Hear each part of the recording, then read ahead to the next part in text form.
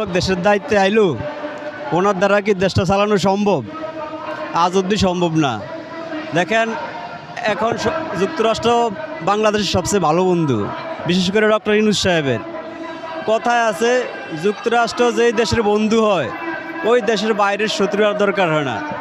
আপনারা তো জানেনই, যুক্তরাষ্ট্র ইসরায়েলের বন্ধু, ইসরায়েলের অবস্থা খারাপ। যুক্তরাষ্ট্র ইউক্রেনের বন্ধু, ইউক্রেনের অবস্থা খারাপ। যুক্তরাষ্ট্র তাইওয়ানের বন্ধু, তাইওয়ানের অবস্থা খারাপ হইতে আর সময় লাগবে না। এখন দেখেন যুক্তরাষ্ট্র আমাকে হতভাগা বাংলাদেশের বন্ধু, আমাকে যে কপালে কী আছে শুধু আল্লাহই জানে, আর কেউ জানে না। ওই যুক্তরাষ্ট্র ওনার বন্ধু বললে উনি খুশি হওয়ার কিছু নাই। আপনার অজাগর সাপ যদি কারো বন্ধু হয় এতে খুশির কিছুই থাকে না। দেখেন ওনার দ্বিতীয় বর্ষা হইল গিয়া সমন্বয়ক। সমন্বয়ক শব্দটা এখন রীতিমতো বিষাক্ত।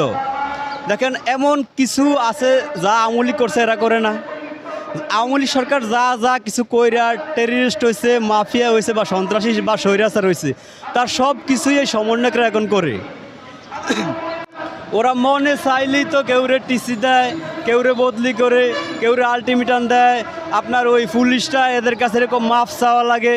এরা সেনাবাহিনীর সাথে বিভিন্ন সময় তর্কে জড়ায়। এরা কেউরে তো মানুষই মনে করে না। আপনার সমন্বয়ক এখন রীতিমতো মনে হয় আলাদিনের প্রদীপ, এরা যা চায় তাই হয়ে যায়, বুঝছেন? এই সমন্বয়ক শব্দটা এখন আমাদের কাছে খুবই বিষাক্ত এবং ডেয়ারিং লাগে, ভালো লাগে না এই সমন্বয়কের রাজনীতি।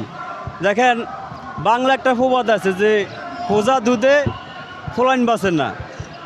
এই সমস্ত অন্তর্মাদের বর্তমানকালীন সরকার দিয়া দেশ মোটেও চলবো না। ওনার উচিত এখন ওই আপনার কোনো একটা উসিলা দিয়া দেশের হাল ছাইরা চলে যাওয়াটা। ওনার দ্বারা দেশ চালানো একেবারেই সম্ভব হইব না। উনি যদি ভদ্র আর জ্ঞানী লোক হন, উনি চলে যাওয়াটাই বেটার। দেখেন ওই ওনার যথেষ্ট সম্মানও আছে, টাকা পয়সাও আছে। ওই কাকা এই বয়সে এই জায়গায় আসাটা মূলত ওনার ঠিক হয় না। এই জায়গায় যদি কেউ আসে তার চরিত্র ঠিক থাকে না। এই ভদ্রলোক এই জায়গায় আইসা চরম ভুল করছে। ওনার এখন চলে যাওয়াটাই সবচেয়ে বড় বেটার।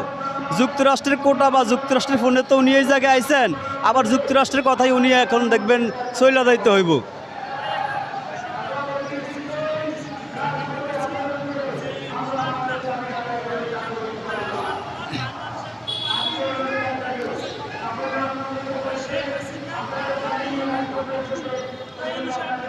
দেখেন এটা একদম সত্য। উনি তো ডেমোক্রেটিক প্রার্থী হিলারি ক্লিন্টন আছে না, ওনার খুব ভালো বন্ধু। ওই জায়গায় ওনার কপাল ফুটছে। এখন প্রধানমন্ত্রী হয়েছে, হোয়াইট হাউসে যাইব নতুন করে ট্রাম্প, মানে রিপাবলিকানরা। অন্ত ওনার শুধু রেড অ্যালার্ট আসতেই থাকবো। ওনার শুধু এখন দেখবেন নিষেধাজ্ঞা, আপনার স্যানশন, সেনাবাহিনী, র্যাব সব কিছু নিষেধাজ্ঞা দিতেই থাকবে যুক্তরাষ্ট্র। বাইরে যুক্তরাষ্ট্রটা মাফিয়া। ওনার যুক্তরাষ্ট্রের ফোনে উনি এই জায়গায় আইসে, আবার যুক্তরাষ্ট্রের ফোনেই উনি ব্যাগ ছেড়ে যাইতে হইব। এই জন্য ভদ্রলোক যদি বোঝে যে যাইতে হইব, তাহলে কোনো একটা উসিলা দিয়ে এমনই কিন্তু ওনার চলে যাওয়া উচিত, কারণ ওনার যাইতেই হইব। দেখেন এই যে সমন্বয়কের কথাটা আমি আবার বলি। সমন্বয়ক আপনার যদি আপনি রাজনীতি বোঝেন বা যদি আপনার জ্ঞান থাকে, তাহলে আপনি বিশ্বাস করতে হইব যে বাংলাদেশে আওয়ামী লীগও বড় দল, বিএনপিও বড় দল। কিন্তু এই সমন্বয়ক আছে কোনো দলই দল না, সব এরা, মানে এরা পুরো বাংলাদেশটারে লিড দিব। এরা বাংলাদেশের মা বাপ যা বলেন সবই এই সমন্বয়করা।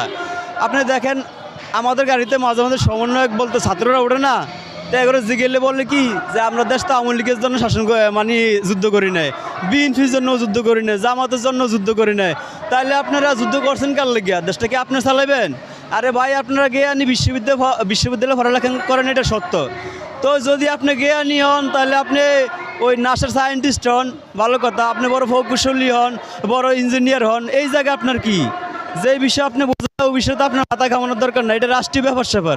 আপনি দেশের ঠিক আছে মুক্ত করছেন, এখন যারা দেশ চালাইতে পারে, দেশ চালাইতে সক্ষম, তারা দেশ চালাইবে। আপনার এই জায়গায় কি? আপনার চেয়ে জ্ঞানী লোক নাই এই দেশে? আপনি কি সবার বাপ মা? আপনি আওয়ামী লীগ নিষেধাজ্ঞা দিচ্ছেন, জাতীয় পার্টি নিষেধাজ্ঞা দেন, কয়েকদিন পরে দেখবেন নির্বাচনের জন্য বেশি যখন বিএনপি বাড়াবাড়ি করবো, ওরা বিএনপিরও নিষেধাজ্ঞা দিব। এখন সব দল নিষেধাজ্ঞা দিয়ে আপনি কি নিজে দেশ চালাইবেন? আরে ভাই আপনি তো মাছের রাঙ্গা, আপনি খাইবেন ছোটো ছোটো ফুটি মাছ। আপনি তো বোয়াল মাছ, কোরাল মাছ লে ভালাবালি করে লাভ হইব না। এই হচ্ছে আমাকে সমন্বয়কের বর্তমান অবস্থা।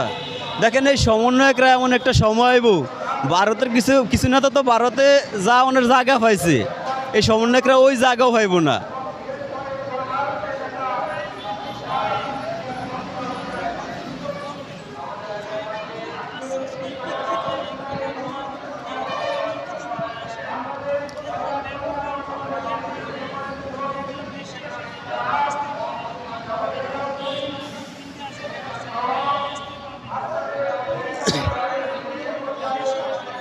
আপনার কারণ তো একদমই সহজ।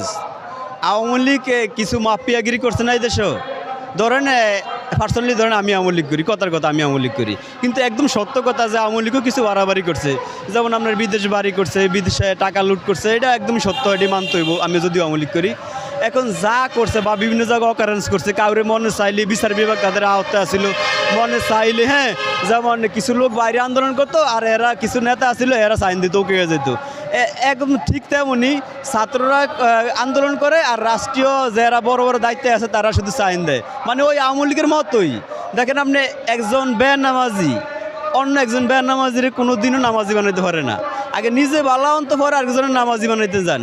আওয়ামী লীগ মাফিয়া আপনারা কি? আপনারা তো মাফিয়া, আপনারা তো আওয়ামী লীগের খেলাতো ভাই। তো এই আপনি আওয়ামী লীগ যদি টেরিস্ট, আপনারা তো টেরিস্ট, আপনারা তো মাফিয়া, আপনারা তো স্বৈরাচারী। এমন কি আছে আওয়ামী লীগ করছে যেটা আপনারা করেন নাই? সবই তো করেন আপনার।